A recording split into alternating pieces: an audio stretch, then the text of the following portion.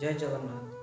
प्रिय दर्शक बंधु, आज भिडियो आम जाना हिंदू धर्म प्रश्नोत्तरी द्वितीय प्रश्नोत्तर विषय में। तेरे आज प्रश्न हो हिंदू धर्म को किए केबे यह प्रवर्तन करते। यार उत्तर हो पृथ्वीर अन्यान्य धर्म भली हिंदू धर्म कौन विशेष ईश्वरादिष्ट पुरुषों द्वारा बा मानव इतिहास कौन एक निर्दिष्ट समय प्रवर्तित होना।